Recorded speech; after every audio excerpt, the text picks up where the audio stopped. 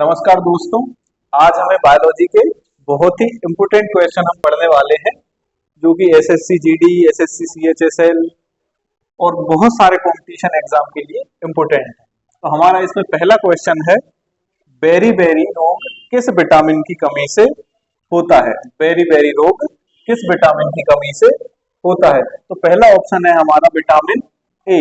Vitamin A को हम क्या बोलते हैं? विटामिन ए को हम बोलते हैं रेटिनॉल। विटामिन ए को बोलते हैं हम रेटिनॉल। तो विटामिन ए की कमी से क्या होता है? विटामिन ए की कमी से होता है रतौंधी रोग, मतलब कम दिखने लगता है, अंधापन इससे हो जाता है। विटामिन ए हमें मिलता कहाँ है? तो ये हमें मिलता है पीले फलों में, हमें विटामिन ए मिलता है। तो पीले फल होते हैं हमारे, पका हुआ एक आम कैसा होता है? पीला फल होता है, और दूसरा पपीता। तो इन दोनों फलों में विटामिन ए जो है ना प्रचुर मात्रा में पाया जाता है। दूसरा ऑप्शन है हमारा विटामिन सी। विटामिन सी क्या होता है? विटामिन सी की कमी से क्या होता है? स्कर्वी रोग होता है। क्या होता है? स्कर्वी। और हमें ये मिलता कहाँ है? तो ये हमें मिलता है लगभग ये खट्टे फलों में, हमें ज्यादा से ज्यादा मात्राओं में मिल जाता है। तो सबसे ज्यादा कहाँ मिलता है? तो बारबाडोस चेरी। बारबाडोस चेरी में हमें विटामिन सी अच्छी मात्रा में मिलता है। और विटामिन बी क्या है? विटामिन बी की कमी से क्या होता है हमारा? Beriberi. तो इस क्वेश्चन का हमारा आंसर क्या है? विटामिन B1 की कमी से बेरी बेरी रोग होता है। चौथा ऑप्शन है हमारा विटामिन B12। तो विटामिन B12 को हम क्या बोलते हैं? इसको हम बोलते हैं साइनोकोबालुमाइन। साइनोकोबालुमाइन इसे हम बोलते हैं। और विटामिन बी हमें कहाँ पे मिलता है? तो ये हमें बील में अच्छी मात्रा में मिलता है। और सब्जियों में देखें तो बैंगन में विटामिन बी अच्छी मात्रा में होता है। और विटामिन बी कॉम्प्लेक्स हमें क्यों चाहिए होता है? पाचन क्रिया को स्वस्थ रखने के लिए हमें विटामिन बी बहुत जरूरी होता है। अगला क्वेश्चन है हमारा, मेंढक में दांत होते हैं। तो भाई मेंढक में दांत कैसे होते हैं? तो मेंढक में जो है ना होमोडोंट दांत पाए जाते हैं। मेंढक में कैसे दांत पाए जाते हैं? होमोडोंट। दूसरा ऑप्शन हम देख रहे हैं कि इसमें लिखा है थीकोडोंट। थीकोडोंट दांत कैसे होते हैं? ये दांत मसूड़े में धसे हुए दांत होते हैं। ये दांत कैसे होते हैं? मसूड़े में धसे हुए। ये मसूड़ा है यहाँ पे ऐसे, और ये दांत ऊपर दिखते हैं और ये अंदर धसे हुए होते हैं, जैसे हम लोगों के दांत होते हैं। तो थीकोडोंट कैसे होते हैं? मसूड़े में धसे हुए दांत। हेट्रोडोंट कैसे होते हैं? हेट्रोडोंट मतलब हेट्रो मतलब अलग अलग। हेट्रोडोंट क्या होते हैं? इंसानों में पाए जाते हैं। इंसानों में क्या है? तरह तरह के दांत पाए जाते हैं। जैसे इंसानों में आगे वाले दांत कैसे होते हैं? इंसीजर होते हैं। इंसानों में आगे वाले दांत क्या बोलते हैं हम? इंसीजर बोलते हैं।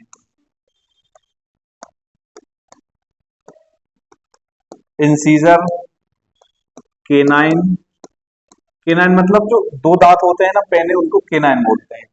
फिर प्रीमोलर और मोलर।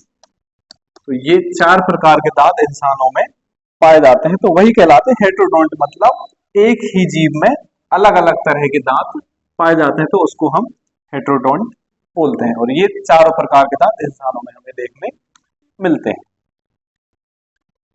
स्टार्च से संबंधित ग्लूकोज है। स्टार्च से संबंधित ग्लूकोज है, इसका ये स्टार्च से संबंधित है, तो यहां पे आएगा ये ग्लूकोज। इसका आंसर ही लिखा हुआ है। तो ये है स्टार्च से संबंधित क्या है? ग्लूकोज जो है ना वो स्टार्च से संबंधित है, क्योंकि स्टार्च किस में टूटता है? ग्लूकोज में जाके टूट जाता है। स्टार्च हमें कहाँ मिलता है? जब हम आलू खाते हैं तो आलू में स्टार्च हमें मिलता है। फ्रक्टोज क्या होती है? फ्रक्टोज जो है ना बहुत ही मीठी शर्करा होती है, मतलब मीठी शर्करा से मतलब मीठी शुगर होती है, नेचुरल शुगर होती है। और ये फ्रक्टोज कैसी होती है? नेचुरल शुगर होती है। और ये फलों में मीठेपन का कारण भी ये फ्रक्टोज शुगर होती है। अगला क्वेश्चन है हमारा, दांत का शिखर बना होता है। मतलब दांत का शिखर मतलब है इससे कि हमारे दांत का जो ऊपरी भाग होता है ये वाला भाग, ये किससे बना होता है? तो हमारे ऑप्शन है उपास्थि। उपास्थि क्या होती है? जो अस्थि क्या होती है? अस्थि तो हमारी होती है बहुत ही मजबूत हड्डी को हम अस्थि बोलते हैं, और जो थोड़ी सी सॉफ्ट जो हड्डियां होती है उसको हम बोलते हैं उपास्थि। तो हमारे दांत उपास्थि के नहीं बने होते हैं। एनिमल क्या होता है? एनामेल एक तत्व होता है जो कि दांतों में होता है और बहुत ही मजबूत होता है। डेंटिन क्या है? डेंटिन। तो दांतों का जो शिखर जो है ना वो डेंटिन के बने होते हैं। किसके होते हैं? डेंटिन के बने होते हैं। चौथा ऑप्शन है हमारा काइटिन। काइटिन क्या होता है? काइटिन पाया जाता है, जो जीव होते हैं ना, कीड़े मकोड़े होते हैं, तो उनकी बॉडी जो होती है, उनका ऊपरी कवच होता है, जैसे कॉकरोच है, कॉकरोच का जो ऊपरी कवच होता है ना, वो काइटिन का बना होता है। मतलब जीव जंतु जो होते हैं उनकी ऊपरी बॉडी जो होती है ना, उनका अपर स्किन जो होती है वो काइटिन की बनी होती है। अगला क्वेश्चन है हमारा, पेप्सिन होता है। पेप्सिन क्या है? ऑप्शन है हमारे हार्मोन है, एंजाइम है, विटामिन है या पोषक तत्व है। तो पेप्सिन जो है ना हमारा एक एंजाइम होता है। पेप्सिन क्या होता है? एक एंजाइम होता है। ए ऑप्शन है हमारा हार्मोन। तो हार्मोन क्या होते हैं? हार्मोन हमारी बॉडी में अंग जो है हमारे अंग को चलाते हैं और वृद्धि या फिर वृद्धि को बढ़ाना या फिर कम करने का काम क्या करते हैं? हार्मोन करते हैं। एंजाइम क्या करते हैं? हमारे शरीर की जो उपपचयी क्रियाएं हैं उनको रेगुलेट करने का काम कौन करते हैं? एंजाइम करते हैं। तो विटामिन कैसे होते हैं? विटामिन हमारे शरीर से मतलब रोगों को खत्म करते हैं, रोग प्रतिरोधक क्षमता बढ़ाते हैं।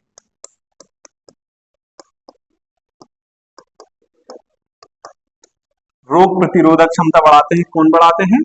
तो विटामिन बढ़ाते हैं। विटामिन हमें कहाँ मिलते हैं? तो अलग अलग प्रकार की अलग अलग सब्जियों में हमें विटामिन मिलते हैं, इसीलिए सब्जियों को क्या कहा जाता है? प्रोटेक्टिव फूड हम बोलते हैं। पोषक तत्व क्या होते हैं? पोषक तत्व है हमारी पूरी बॉडी को चलाने के लिए हमें पोषक तत्व की जरूरत होती है, जैसे कार्बोहाइड्रेट, वसा, ये सारी चीजें पोषक तत्व के अंतर्गत आ जाती है। अगला क्वेश्चन हमारा, ग्लूकोज का ग्लाइकोजन में परिवर्तन यकृत में होता है। ग्लूकोज का ग्लाइकोजन में परिवर्तन कहाँ होता है? यकृत मतलब लीवर में होता है, किंतु इसका संग्रह कहाँ पे होता है? मतलब ग्लूकोज को हमने ग्लाइकोजन में बदल दिया। अगर ग्लूकोज ग्लाइकोजन में नहीं बदलाता है तो हमें शुगर नामक बीमारी हो जाती है। क्या हो जाता है? शुगर हो जाती है। अगर ग्लूकोज समय से ग्लाइकोजन में चेंज नहीं होता है तो हमारे ब्लड में ग्लूकोज ज्यादा हो जाता है और शुगर हो जाती है। तो ग्लूकोज को ग्लाइकोजन में परिवर्तन कौन करता है? लीवर कर देता है। लेकिन इसका संग्रह कहाँ होता है? अब भाई ग्लाइकोजन इकट्ठा हो गया, उसको हम कहाँ रखेंगे? ऑप्शन है हमारे लीवर। तो लीवर क्या कर रहा था? लीवर तो परिवर्तित कर रहा था। तिल्ली, तिल्ली को हम क्या बोलते हैं? इसको हम ब्लड बैंक बोलते हैं। इसमें मतलब ब्लड क्रिएट होता है या फिर रखा था, तो इसको हम ब्लड बैंक भी हम बोलते हैं। तीसरा ऑप्शन है हमारा यकृत तथा पेशियां। यकृत तथा पेशियां, तो यहाँ पे हमारा ग्लाइकोजन कहाँ होता है? स्टोर हो जाता है। चौथा ऑप्शन तो गलत ही है, तो हमारा तीसरा ऑप्शन सही है। अगला क्वेश्चन है हमारा, वह कौन सा तत्व है जो दंत एनेमेल को, दंत एनेमेल मतलब दांतों के ऊपर जो तत्व पाया जाता है और बहुत ही कठोर होता है, तो दंत एनेमेल को कठोर बनाता है, कौन सा है? ऑप्शन है हमारा कैल्शियम, फ्लोरीन, आयोडीन और सोडियम। कैल्शियम क्या होता है भाई? कैल्शियम से क्या होती है? हमारी हड्डियां बनती हैं। तो दांत तो हमारे कैल्शियम के ही बने होते हैं। दांत किसके बने होते हैं? कैल्शियम के। और हड्डियां भी किसकी बनी होती है? कैल्शियम की बनी होती है। तो पहला ऑप्शन है हमारा कैल्शियम, तो हो ही नहीं सकता। दूसरा है फ्लोरीन। फ्लोरीन हमारा सही आंसर है। मतलब कौन सा तत्व है जो दंत एनेमल को कठोर बनाता है? तो फ्लोरीन जो है ना, दंत के एनेमल मतलब दांत में जो तत्व पाया जाता है जो कि मजबूती प्रदान करता है, वो फ्लोरीन के कारण ही मजबूती आती है। आयोडीन क्या है? आयोडीन की कमी से हमें घेंगा रोग हो जाता है। अगला क्या है हमारा? सोडियम। सोडियम क्या करता है? हमारे ब्लड प्रेशर को मेंटेन करता है। क्या करता है? हमारे ब्लड प्रेशर को मेंटेन करता है। आयोडीन, अगर सोडियम की कमी हो जाती है हमारी बॉडी में तो हमें चक्कर आने लगते हैं या फिर नींद आने लगती है। तो सोडियम क्या करता है? हमारी बॉडी में ब्लड के सर्कुलेशन को रेगुलेट करता है। अगला क्वेश्चन है हमारा, पित्त का मुख्य कार्य क्या है?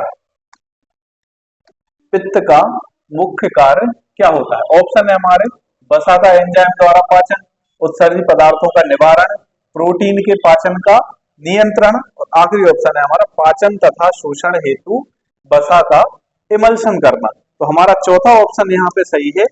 पित्त का क्या काम होता है? पाचन तथा शोषण हेतु, मतलब पाचन तथा शोषण हेतु वसा का इमल्शन, मतलब वसा को क्या करता है? इमल्शन में कन्वर्ट करता है, जिससे हम उसका क्या कर सकेंगे? पाचन कर सकेंगे और उसको शोषण मतलब उसको एब्जॉर्ब कर सकेगी हमारी बॉडी। तो ये काम कौन करता है? पित्त करता है।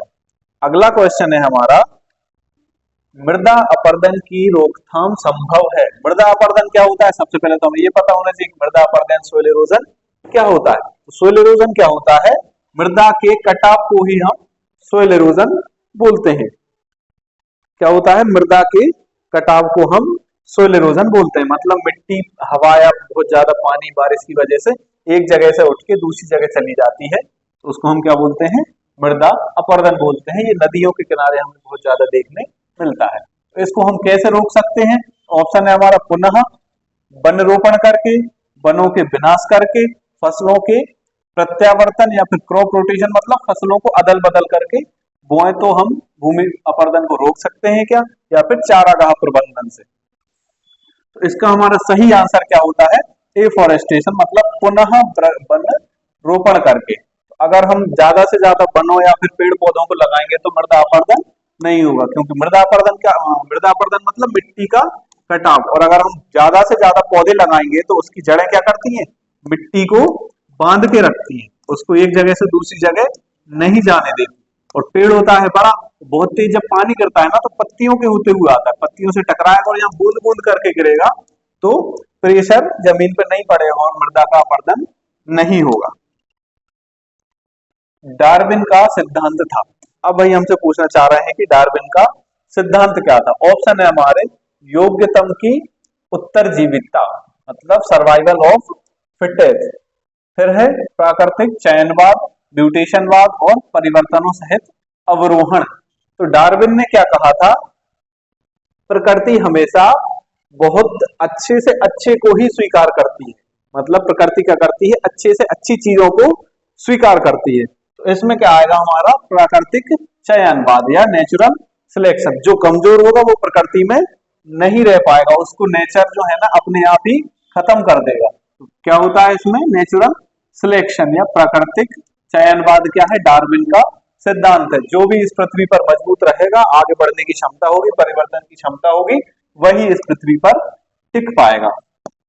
तो ये डार्विन का सिद्धांत है। अगला क्वेश्चन है हमारा, आर्कियोप्टेरिक्स किनका संयोजक था? आर्कियोप्टेरिक्स किनका संयोजन था? सरीसृपों व स्तनी, उभयचरों व स्तनी, पक्षियों व स्तनी, या सरीसृपों व पक्षियों? इसका जो है हमारा आंसर है सरीसृपों व पक्षियों। क्या है हमारा आंसर? सरीसृपों व पक्षियों। तो ये जो है ना आर्कियोप्टेरिक्स, ये इन दोनों की योजक कड़ी है। क्या है? योजक कड़ी हम इसको बोलते हैं। चौथा ऑप्शन हमारा सबसे सही है। अगला क्वेश्चन है हमारा, सूर्य के प्रकाश से पराबैंगनी विकिरण या फिर अल्ट्रावायलेट रेडिएशन की क्रिया से क्या उत्पन्न होता है? क्या उत्पन्न, क्रिया से क्या उत्पन्न हो? इसमें ये कहना चाह रहे हैं कि जो क्रिया जो होती है ना, अल्ट्रावायलेट रेडिएशन आते हैं, तो उनसे बचाव कौन करता है? क्वेश्चन थोड़ा सा गलत टाइप हो गया। तो अल्ट्रा रेडिएशन की क्रिया से उत्पन्न हुए जो रेडिएशन है ना, तो उनसे बचाव या फिर उनसे रक्षा कौन करता है? कौन करता है? तो हमारे ऑप्शन है कार्बन मोनोऑक्साइड। तो कार्बन मोनोऑक्साइड तो क्या है? ऑलरेडी हमारे लिए बहुत ही हार्मफुल गैस है। ये क्या करती है? वातावरण को गर्म कर देती है। कार्बन मोनोऑक्साइड क्या करती है? ग्लोबल वार्मिंग का बहुत ज्यादा कारण ये क्या है? कार्बन मोनोऑक्साइड है। दूसरा ऑप्शन है हमारा ओजोन। तो ओजोन क्या करती है? पराबैंगनी किरणें जो आती है उनसे हमारी रक्षा करती है। सल्फर डाइऑक्साइड और फ्लोराइड्स, ये दोनों क्या है? प्रदूषक है। क्या है ये? प्रदूषक है, मतलब प्रदूषण ही फैलाते हैं। तो अच्छा काम कौन कर रहा है? ओजोन कर रही है। ओजोन क्या कर रही है? पराबैंगनी किरणों से हमारी रक्षा कर रही है। अगला क्वेश्चन है, वन पारिस्थितिक तंत्र में हरे पौधे होते हैं। भाई वन लगा हुआ है, एक जंगल लगा हुआ है, तो उनमें हरे पौधे क्या रोल निभाते हैं? ऑप्शन है हमारे, मूल उत्पादक मतलब प्राइमरी प्रोड्यूसर, फिर मूल उपभोक्ता या प्राइमरी कंज्यूमर, फिर अपघटक मतलब डिकम्पोजर, और उत्पादक मतलब प्रोड्यूसर। तो पौधे जो है ना क्या होते हैं? प्रोड्यूसर होते हैं, मतलब उत्पादक होते हैं। क्या होते हैं? उत्पादक होते हैं। पेड़ पौधे क्या होते हैं? किसी पे निर्भर नहीं होते। ये अपना भोजन कैसे बनाते हैं? सूर्य से आने वाली किरणों से अपना भोजन स्वयं बनाते हैं। और ये कैसे होते हैं? उत्पादक हम इन्हें बोलते हैं। प्राइमरी कंज्यूमर कौन होता है? जो पौधों को खाता है, वो क्या होता है? प्राइमरी कंज्यूमर हमारा कहलाता है। इधर पे एक और ऑप्शन दिया गया है, अपघटक। भाई अपघटक क्या होते हैं? अपघटक क्या होते हैं? जब जंगल में कोई भी जानवर मर जाता है या पेड़ पौधे टूट के गिर जाते हैं, तो उनका क्या होता है? डिकम्पोजिशन होता है, मतलब उनको सरल भागों में तोड़ा जाता है या उन्हें सड़ाते हैं। कुल मिला के क्या करते हैं? ये सड़ा देते हैं और उसको मिट्टी में कन्वर्ट कर देते हैं, तो उसको हम बोलते हैं क्या? डीकम्पोजर बोलते हैं। इसमें क्या आते हैं? हमारे बैक्टीरिया वगैरह, ये फंगस आते हैं, जो कि क्या करते हैं? सड़ी गली चीजों को खाते हैं और उनको खत्म कर देते हैं। तो ये भी बहुत इंपॉर्टेंट है, इनकी वजह से प्रदूषण नहीं होता है। नहीं तो कोई जानवर मर गया तो वो सड़ते ही रहता, खत्म ही नहीं होता। जीवों तथा वातावरण के पारस्परिक संबंधों का अध्ययन क्या कहलाता है? भाई जीवों और वातावरण के पारस्परिक संबंधों का अध्ययन क्या कहलाता है? वो इकोलॉजी कहलाता है। क्या कहलाता है? इकोलॉजी कहलाता है। इसमें तो कुछ है ही नहीं, सीधा सीधा है कि जीवों और वातावरण के पारस्परिक संबंध को हम क्या कहते हैं? इकोलॉजी हम इसको बोलते हैं। निम्नलिखित में से किस युग में कोई जीवन नहीं था? भाई सालों से अलग अलग युग चले आ रहे हैं पृथ्वी पर। पहले पृथ्वी बनी, फिर उसके बाद कई समय तक बहुत ज्यादा गर्म रही, फिर धीरे धीरे ठंडी हुई, फिर बर्फ बनी रही, फिर धीरे धीरे बर्फ पिघली, फिर उसके बाद पेड़ पौधों का जन्म हुआ, फिर पेड़ पौधों के बाद पानी के थ्रू किसका जन्म हुआ? जलीय जीवों का जन्म हुआ। फिर जलीय जीव कहाँ आए? इंसान। उसके बाद जाके इंसानों का जन्म हुआ। तो हमसे ये पूछना चाह रहे हैं कि निम्नलिखित में से किस युग में कोई जीवन नहीं था, मतलब पृथ्वी पर किसी भी प्रकार का जीवन नहीं था? तो वो था एजोइक काल। क्या था? एजोइक काल था, जिसमें कोई भी जीवन नहीं था। तो मीजोइक काल में क्या आ गए थे? हमारे डायनासोर आ गए थे। हाँ, डायनासोर आ गए थे। कौन से में? मीजोजोइक काल में आ गए थे। कैम्ब्रियन क्या होता है? कैम्ब्रियन बहुत पुराने जो इंसान थे उस समय पे, उनको हम कैम्ब्रियन बोलते हैं। आए समझ में? अगला है हमारा उत्परिवर्तनवाद या फिर म्यूटेशन थ्योरी किसने दी थी? सबसे पहले तो हमें यही पता होना चाहिए कि म्यूटेशन क्या होता है। तो म्यूटेशन क्या होता है? Sudden change. सडन चेंज या फिर अचानक से परिवर्तन क्या कहलाता है? म्यूटेशन कहलाता है। तो भाई म्यूटेशन थ्योरी किसने दी थी? ऑप्शन है हमारे डार्विन। तो डार्विन ने तो क्या दिया था? प्राकृतिक चयन या नेचुरल सिलेक्शन डार्विन ने दिया था, प्राकृतिक चयन। फिर आ गए हमारे मेंडल। तो मेंडल ने क्या दिया था? ये तो भाई फादर ऑफ जेनेटिक्स है। इन्होंने क्या दिया था? इन्होंने दिए थे अनुवांशिकी के नियम। इन्होंने क्या दिए थे? अनुवांशिकी के नियम दिए थे। फिर है लेमार्क। तो लेमार्क तो बायोलॉजी के फादर वादर हैं ये तो शायद। फिर आ गए हमारे डी ब्रीज। डी ब्रीज या इन्हीं को बोलते हैं हम Hugo de Vries. Hugo de Vries हम इसको बोलते हैं। तो हमारा आंसर क्या होगा? डी आंसर हमारा सही होगा, क्योंकि इन्होंने क्या किया था?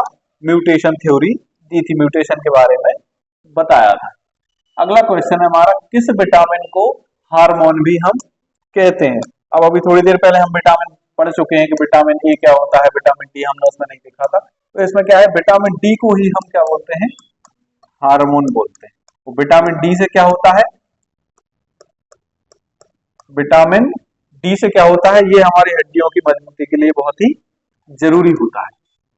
विटामिन बी क्या होता है, विटामिन बी की कमी से छाले वाले होने लगते हैं। जब हमें छाले होते हैं तो डॉक्टर हमें विटामिन बी की गोलियां दे देता है। विटामिन ई क्या होता है, ये जनन क्षमता के लिए बहुत ही जरूरी विटामिन है। विटामिन डी हमें मिलता कहाँ से है, तो ये सूर्य की धूप में हमें विटामिन डी मिलता है। अब आया रेनिन का स्त्रावण करने वाला अंग है। रेनिन क्या होता है भाई, तो रेनिन क्या है, एक एंजाइम है। रेनिन क्या है, एक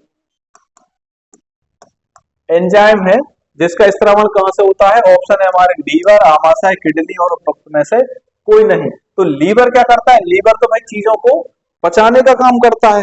लीवर क्या करता है, चीजों को पचाने का काम करता है। तो रेनिन का स्त्रावण कहां से होता है, तो आमाशय से हमारा रेनिन का स्त्रावण होता है। कहां से होता है, आमाशय से होता है। तो किडनी का क्या काम होता है, किडनी तो भाई क्या करती है, ये हमारी बॉडी में जो भी अनावश्यक तत्व होते हैं उनको फिल्टर करके बाहर निकालने का काम कौन करती है, किडनी करती है।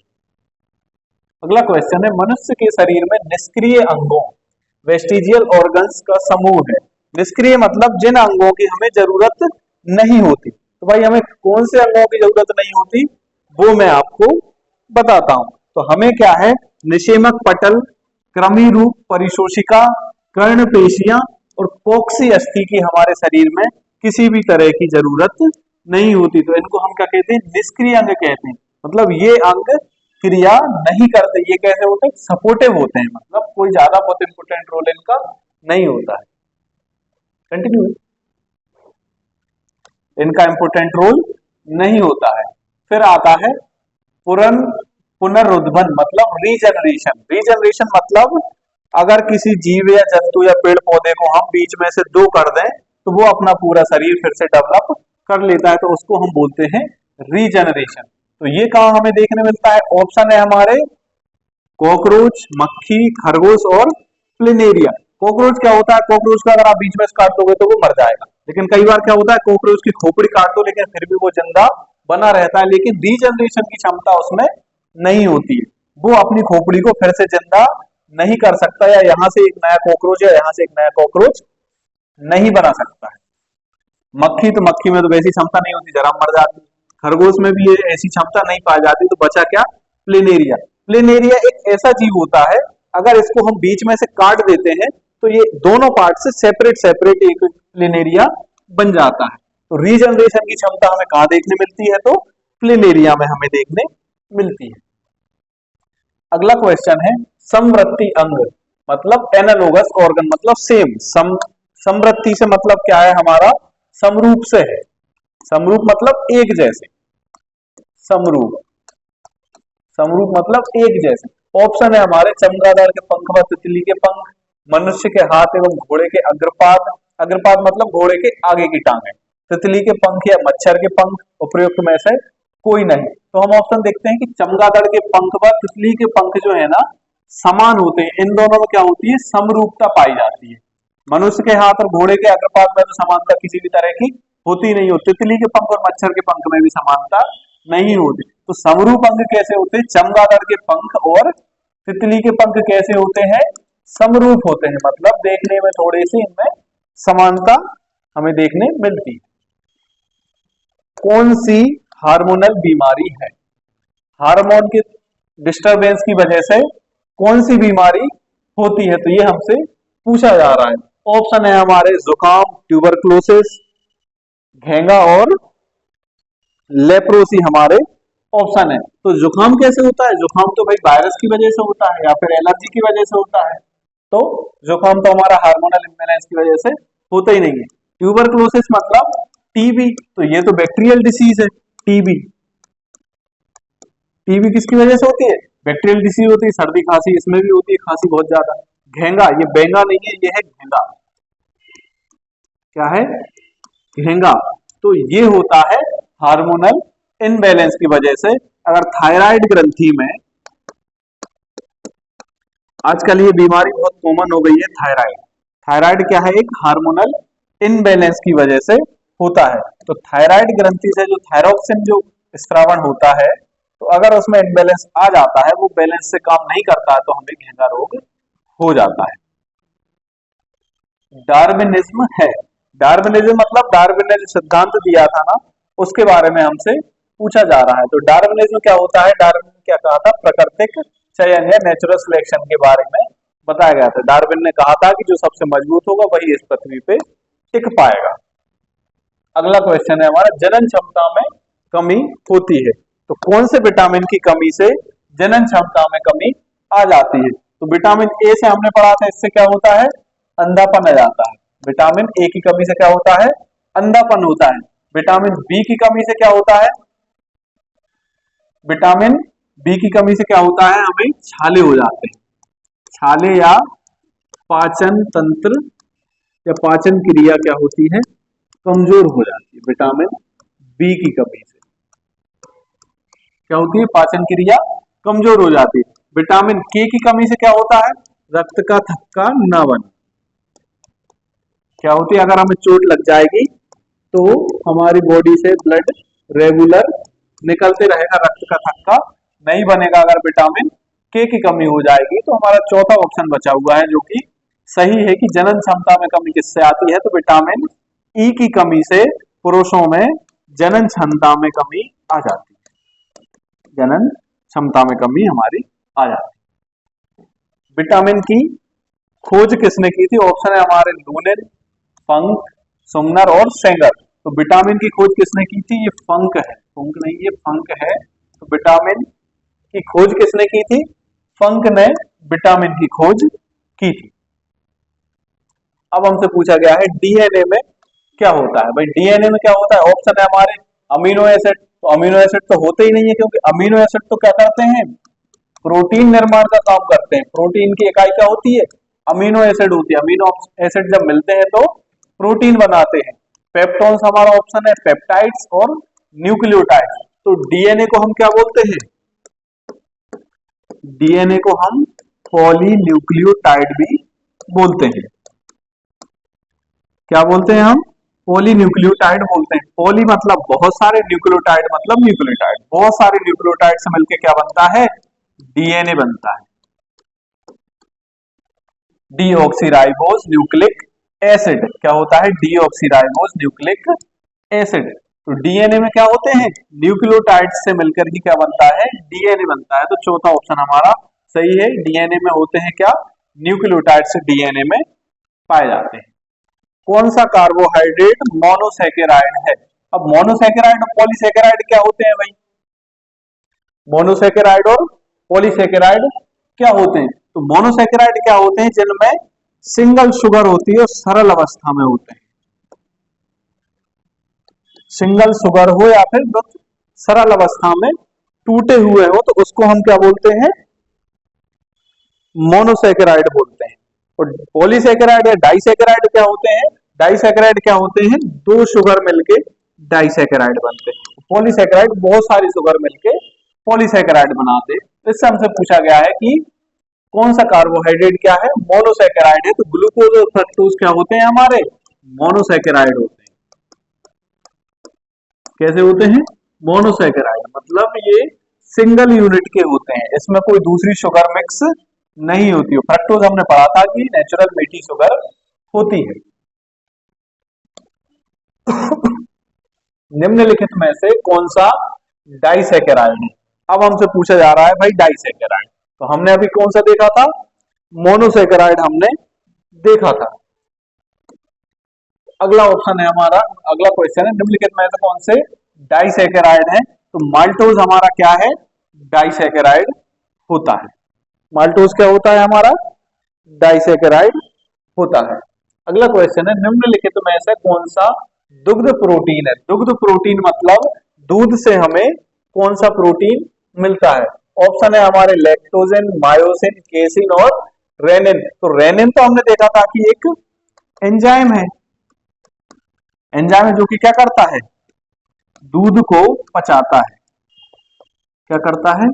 दूध को पचाने का ये काम करता है।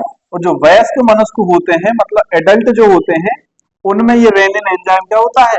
कम होता जाता है। इसीलिए कई बार क्या होता है, बड़े जब होते हैं बच्चे तो दूध पीते हैं और वो पूरे टाइम दूध पीते हैं, मतलब उसको हम बाहर से खाना नहीं देते, वो दूध से ही अपना जीवन चला लेता है। तो उनमें क्या होता है, रेनिन क्या होता है, बहुत ज्यादा मात्रा में होता है। और जब इंसान बड़ा हो जाता है तो रेनिन क्या होता है, उसमें धीरे धीरे कम होते जाता है और दूध को पचाने की क्षमता भी कम हो जाती है। कुछ लोग तो दूध को बिल्कुल भी नहीं पचा पाते। लैक्टोजन क्या होता है भाई, लैक्टोजन क्या होता है, लैक्टोजन क्या करता है, लैक्टोजन लैक्टोज को तोड़ता है। जो लैक्टोज जो होता है ना उसको तोड़ने का काम करता है। मायोसिन तो एक एंजाइम है। केसीन क्या होता है, इसको हम दुग्ध प्रोटीन बोलते हैं। केसीन क्या होता है, दुग्ध प्रोटीन हम इसको बोलते हैं। तो दूध में पीलापन जो होता है वो कैसा होता है, वो कैरोटीन के कारण होता है। किसके कारण होता है, कैरोटीन के कारण होता है। तो का से केसीन हो गया, केसीन क्या है, दुग्ध प्रोटीन है, वो का से कैरोटीन हो गया जिसके कारण दूध पीला होता है। आहार नाल या एलिमेंट्री कैनाल के किस भाग में प्रोटीन्स का